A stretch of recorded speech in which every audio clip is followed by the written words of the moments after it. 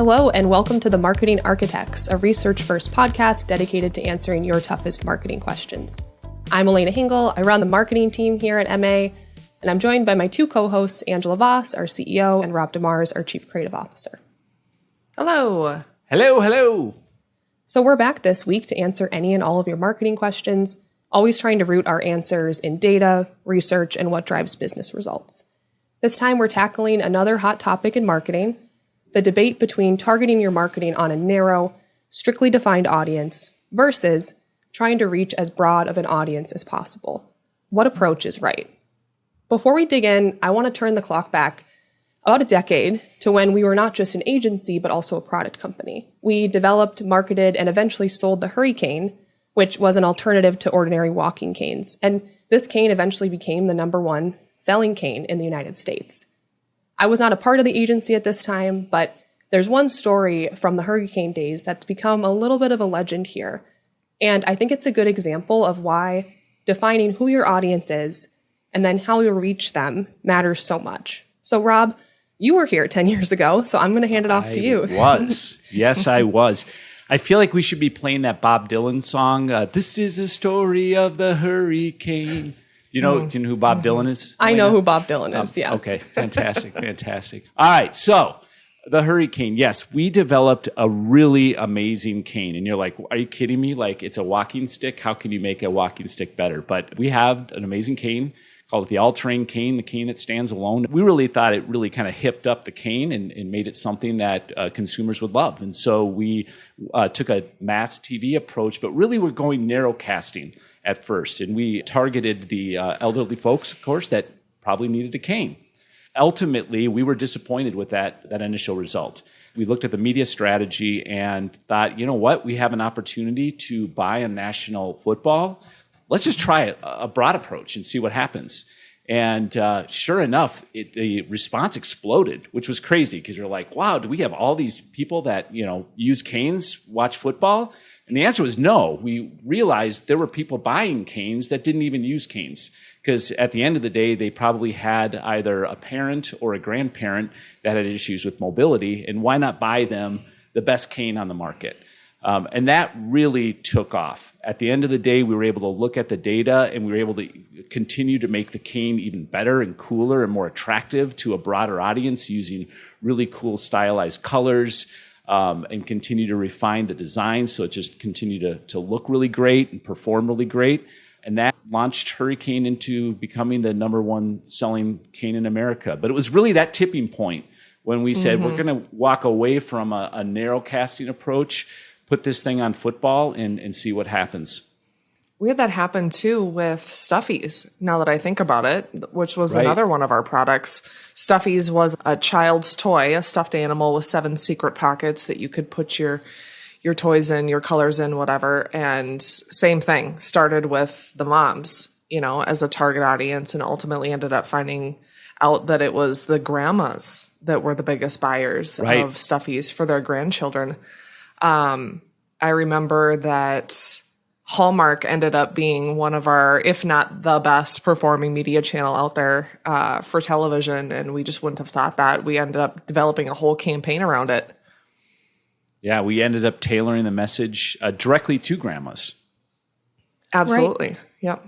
Right, and I think that for both the HurryCane and Stuffies, that insight around our audience being broader than we thought led to creative decisions too, right? I think often when we're talking about narrow versus broad reach, we go right to media strategy. What people am I hitting? But it applies to your messaging too. I know that with the HurryCane, we ended up creating some pretty hilarious spots that would appeal to more than just elderly and seniors. It would appeal to, to pretty much anyone. We tried to make them entertaining, and Stuffies too. That's an example of just changing up the creative, not necessarily making all your creative, directed to just one specific target. Absolutely. Yeah. Yeah, and you're right. With HurryCane, we did several different approaches based on the audiences. We also did, like you had mentioned, Elena, some were more in that kind of humor, lifestyle camp. Some really doubled down on the science behind the cane and really demonstrating to that caregiver just how you're empowering your loved one with the best that engineering could bring to the party. That seems like a great point to officially transition into our main question of today, which is, today, should brands be focused on narrow or broad reach marketing? And before we jump into trying to answer that, I think it's helpful to start with defining what this debate is. Let's start from the beginning. Where does it come from? Rob, can you help us out with that? Yeah, absolutely. I'll give you more the elementary school explanation, and then I'm sure Ange can give you the advanced degree. But brand and performance is really a tale of two different cities, right? With brand, you're looking at reach, you're looking at frequency. It's about moving that needle when it comes to aided and unaided recall, and all of that takes time. So you're bursting a lot of money out there. You're looking for those long-term signals to occur. So, and that's kind of the classic idea of like a Coca-Cola campaign. And we're going to spend a lot of money. We're going to put polar bears out there. We're going to build that warm, fuzzy feeling so that when the time comes, when someone decides I would like a soda, they're going to push the button on that Coca-Cola. Performance marketing is the flip side. And I think the thing that I find interesting about performance marketing is I think people think it's so modern. It's all about digital and this high degree of targeting, but it's actually been around since the dawn of advertising. When you look at promotion marketing, direct to consumer, catalogers, they were all looking for that immediate sales activation and something that was really highly measurable. But I think digital's really pushed that into the spotlight to make it kind of this darling of, oh man, I love digital. It's cool, it's hip, but it's giving me that immediate ROI. And you can really get addicted to that kind of digital response that's just, I spend $1, I get $2 back. So those are the two camps, brand and performance. What did I miss, Angela?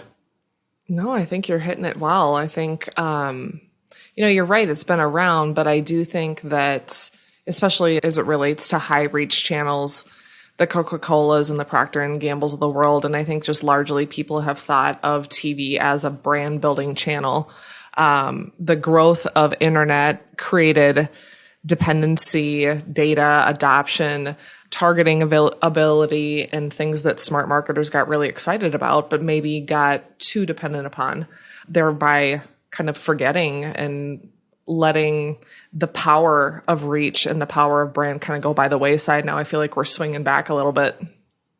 Angela, do you think that part of the reason targeting's become so popular, we mentioned that digital has just made it easier, right? So as digital channels have grown, it's easier to reach a specific customer. But I also wonder if audience fragmentation has had something to do with it too, because not as many people can be reached now through one channel. I think that's why the Super Bowl becomes such a huge thing for brands, because it could be worth the giant investment because it's an event where all these people are watching together, and those viewing numbers we used to have aren't the same. So not only is it maybe easier, I wonder if it's also being pushed further there because our attention has become more fragmented.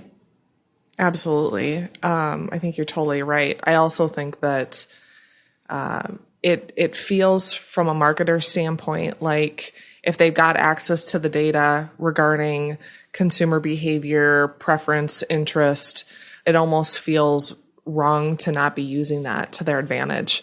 And so that just kind of became the norm of how marketing should play out. So, but yeah, I think you're absolutely right that as media has fragmented beyond kind of traditional channels, and then even within traditional channels like TV have fragmented, it's just become harder to gain massive reach with single marketing strategies. And we're all needing to think of our marketing strategy as omni-channel strategies anyway, as consumer behavior is, even if the media landscape wasn't fragmented, our behavior is very fragmented in terms of how we go about our day and how we make buying decisions. But I think it's a great point. So targeting, it sounds pretty great, right? If you can reach the exact customer you want, it's where marketers are headed. As we said, attention is fragmenting. What would be a downside of this? I mean, at face value, it seems to make sense to me. If I can reach exactly who I know I want, why wouldn't I have all my marketing be targeted? Yeah. Well, I think there's regulation that's coming into play that is unavoidable, of course, that has already created a lot of problems and challenges with targeting ability. Cost becomes a concern. The more specific the targeting, the higher cost of the advertising. And this is because advertising on a highly targeted basis often requires more data, and more customized advertising efforts, which just can be more expensive. But I think for me, the biggest risk is what we just talked about with the HurryCane and with Stuffies. And as marketers, we're doing our best every single day to try to understand who our target consumer is, what their behaviors are, what their motivational drivers are. And we're naturally kind of driven to optimize on that audience, which I think just limits the ability to see beyond that. And so that narrow focus and hyper targeting can be so specific that it may overlook potential customers or fail to capture availability with a broader market. Is there also some question on how well the targeting is actually targeting people? Like, is the technology behind it accurate? I mean, we were talking before about even Facebook's own attribution is highly inaccurate. Like, is there a question out there of just, as much as we love it, are we really reaching the people that we're being told we're reaching? Yeah, absolutely. I think there's a lot of data fraud out there. There's ad fraud. If we think about it in the context of CTV and OTT, think about your screen on your wall, your account sharing that happens. You might have the intent to find that buyer in the home, but you're reaching everyone in the room. Or potentially the wrong person in the room. If you're trying to target me, you might reach my 14-year-old daughter. And so that's where I think there's a shift happening even within the CTV space. Everyone got really excited about the availability to find a specific person. Now you hear more about contextual-based targeting and things like that, which ironically is a little more like linear. So it kind of comes full circle. Right. And even with something like Instagram and Facebook, where you're probably not sharing an account, I think that ad fraud still becomes a huge issue there too. And just knowing exactly who you're reaching, it sounds really simple. And the platforms make it seem like it's simple too, but you might not actually be reaching the person that you think you are. I think there's greater risk too for those brands that maybe aren't playing a performance game as much as they're playing a branding game. They really need to ensure that whomever they're hitting, the ideal, right, with that marketing is that they're kind of building future demand for their business. So they need to be building it with the right people in mind. If you're a performance marketer and you got access to an ad was delivered, a sale was generated, then there's maybe not as much risk, but certainly things to keep in mind. Feels like a good time to talk about a piece of research that we bring up a lot at our agency, and I think that it's brought up a lot when people are debating reach versus targeting. Should I go broad? Should I go narrow? And that is the quote-unquote 60-40 rule. It's research from Les Binet and Peter Field. And Angela, I know that you love this research, right? You're very familiar with it. Can you tell us a little bit about what they've uncovered when it comes to brand versus performance? Yes, I do. I'm a big fan of the Binet and Field work. The 60-40 rule was developed by these two folks over in the UK. The rule states that for a brand's marketing budget to be most effective, 60% of the budget should be allocated to brand building efforts, and the remaining 40% should be allocated towards activation or really kind of those short-term sales efforts. And the rule was developed using a lot of case stories, hundreds of brands, work with the IPA, again, over in the UK, and was uncovered to determine marketing effectiveness. What drives the strongest return or ROI, looking at both long-term efforts and short-term efforts. And so that 60-40 rule emphasizes the importance of a balanced approach to marketing, where short-term sales tactics are kind of complemented by those long-term brand building efforts. Right. And I do think that we shouldn't bring up this rule without saying that there has been some criticism of it. And I've heard a lot of debate online taking place about how people are trying to use this rule as a one-size-fits-all approach for a marketing strategy. And a lot of times the argument I see is, well, this is great. if you got lots of money and you're a big brand and you can afford to focus on fancy schmancy brand building channels. Angela, does this only apply if you're a big brand? Like, who should be following a 60-40 rule? Yeah, I think a lot of that is based in that research, right? And why that's kind of getting a bad rap is that the data they're using is from the IPA data bank, which focuses on marketing campaigns from larger brands in the UK. But I would say the general principle of balancing short-term sales and activation with long-term brand building can and should be applied to brands of all sizes. I think this goes back to a prior episode that we had where brand can get a bad name, performance marketing or sales activation can get a bad name depending on kind of what camp you live in. And really, you should be in both camps because as consumers, that's how we buy. We're either in market for a product or service or we're not, and there are certain brands or product or categories, right, that we can be more easily motivated into market versus others. But the idea of there's going to be shoppers for my product or service at any given time. And my job as a marketer is to capture as large of a percentage of those shoppers that are already in market as I possibly can. That's kind of that short-term sales activation. The bigger game, the larger percent of people of my target audience are not shopping today. So how do I ensure that when they are shopping, they come to me directly versus, having to compete at the point of sale? I would say that the specific percentage of 60-40 should not be a hard and fast rule for all brands, that the optimal allocation, will really vary kind of depending on a brand's specific goals, based on their industry, based on their target audience. And so it's important for each brand to analyze, the situations uniquely. I feel like our customers who come that are earlier on their journey, it's almost more of a 2080, like they're really focused on that acquisition and then that the math sort of changes as they mature. I think you're right.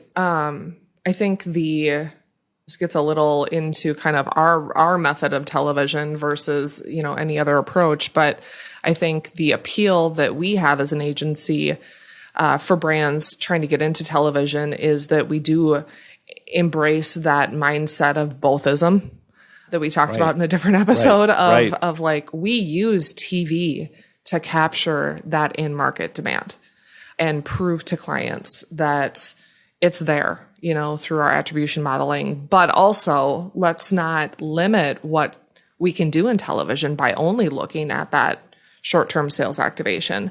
Let's use TV for the power that it has had for years and years to build brands and to build those future demand pools. It should be doing both. Right.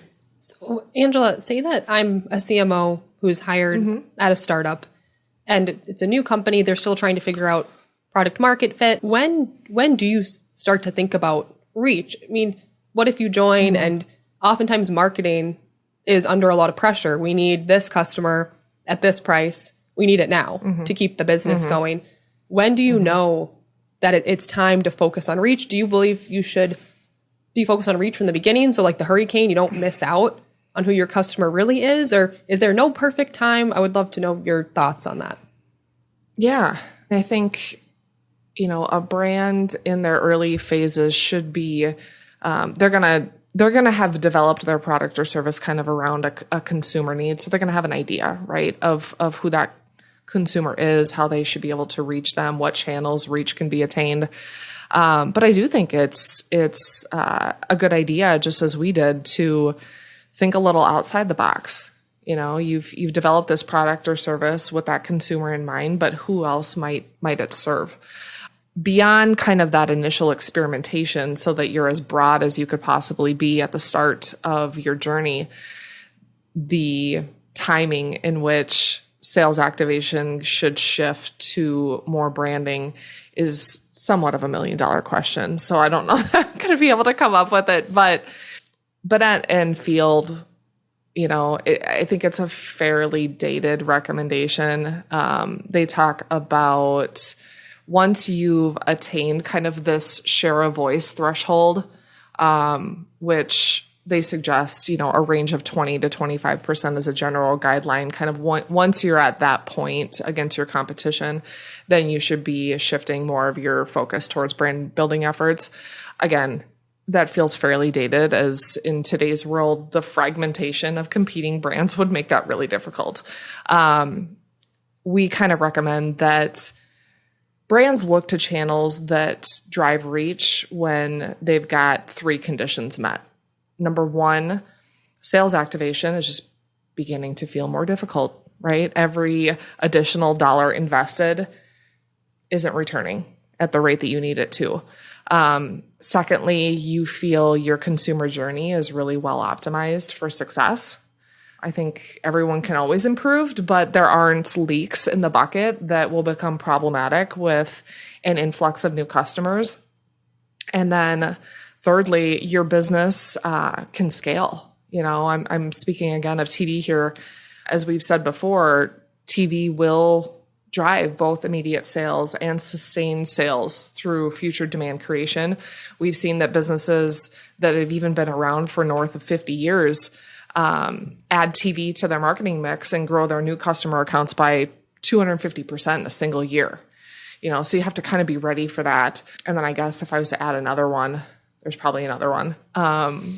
Your repeat buy rate and your margins to support patience for that sustained effect of a branding channel like TV will just create more opportunity for you to be able to leverage that medium to its maximum potential. So say I'm a CMO and I'm ready to both build brand and drive performance. I'm ready for reach and targeting. Looking at my marketing mix, how do I decide, this might be another impossible question, but which channels are best if I'm looking at my reach bucket, my brand bucket, and then looking at my targeting, my performance bucket? Yeah. I think that it's really going to vary, right? Based on what your brand is and who they target. TV is still by far the largest reach medium out there, even with the shift in behavior between linear and CTV. But if you're targeting 18 to 24 audience, everyone should be in digital without question. But digital is going to offer a lot of reach for a younger demographic as well. And so it's hard to make hard and fast rules around these channels should be used for reach and these channels should be used for performance marketing. It really kind of depends upon the brand, where their target audience is, the pricing of those channels. But I think if I was to offer advice, I think some of what we see that can become problematic is all brands start in digital. And when they're starting to transition beyond digital and look towards top of funnel channels like out of home or billboard or television or radio, that they kind of still try to adapt that same mindset of digital to those channels as much as they can through things like programmatic and things like that. And even for the right product, don't forget radio, in terms of reach. Good old radio still hanging in there. I know. It's been proverbially dead for 150 years or something like that. So, right. And Angela, I would think another danger of only looking at digital channels is measurement with digital is easier. So if you're a marketer and your C-suite is becoming dependent on marketing always driving a specific return, I think we've seen marketers, if you get so locked in on those metrics, it's really hard to shift the mindset. So if I were a marketer being hired into a new company, I think making sure that your CEO and your CFO too are bought into brand and reach from the very beginning. I think that's important because we've even seen brands that want to add TV and they say we want to build brand.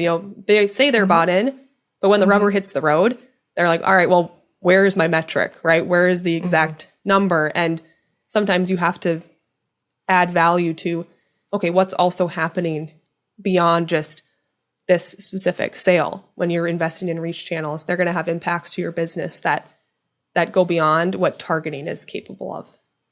Yeah, I think there are thousands of brands that really never get past that short-term sale game, and I think there's a variety of reasons that can happen. But if you think about some brands are just going to be too niche, right? To make sense for mass marketing.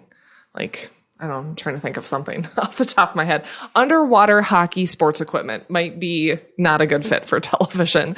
But what I love are the stories of how marketing and product teams work together to create positive reach potential. I take Apple. I don't know if I dare bring up an Apple story with Rob on the podcast here. Please. He's an Apple freak. Elena, do I dare do that? Behave yourself, Rob. I'm still thinking about how we're going to shoot an underwater hockey spot. So. I was going to ask, we're Minnesotans. Is that a thing? Because I feel like I should know about it if that's a sport. I know. I'm like that. It is a sport. It is not. It is not. Yes, it is. It is. Underwater hockey is a thing. Not as much in the U.S., but I think we over in the are UK a crafty bunch up here in Minnesota. Wow. Okay. Maybe it would work on television in the UK. I'm not sure. But I love the Apple story because it is a brand that has created that reach opportunity through product development. And that I feel like is really where magic can be made. So obviously we all think of Apple's iPhone as a premium product. I mean, the newest models are over $1,000, right, for the phone. And so it has obviously appealed to kind of that high income consumer with its marketing and pricing strategies. But they also have made significant effort to expand their customer base and to sell their phone to more than just high income consumers. They've now have lower price models with their SE lines. They've got affordable alternatives to their flagship models. They're selling older models of their iPhones at discounted prices. They've got financing options and trade-in programs. And so you could see where, if you were just laser focused on high income consumers buying the product, how the reach potential would be more narrow. But by thinking through how we can create larger pockets of opportunity across all of our marketing strategy, working with product to do that is just a cool story. I think that we should all kind of use as inspiration. Well, and that flagship product really sucks people into the ecosystem. All of a sudden now they have their iTunes accounts and they're like, well, if my phone works this great, I should be getting the iPad and I should be getting, so. They've got campaigns centered around seniors, people with disabilities. So it's that mindset, right? I think that we think about media targeting and going, how do I find my target consumer? Well, how do you create opportunity through product development? So those are the really fun exercises. Right. Well, if I can do my best here to summarize what we talked about today, I think the overall takeaway is that narrow versus broad reach, there's not one answer. It's an answer for your brand is going to depend on what stage your company is at, who your customer is. But I think it's probably fair to say that most marketers, most brands might be leaning a little bit too far towards narrow targeting, and there might be some missed opportunity. So something for us to think about moving forward. That's it for this episode of The Marketing Architects. You can connect with us on LinkedIn, and if you find our show valuable, please leave us a rating and review. If you've got a question you'd like us to answer, you can contact us at marketingarchitects.com/podcast. Now go forth and build great marketing.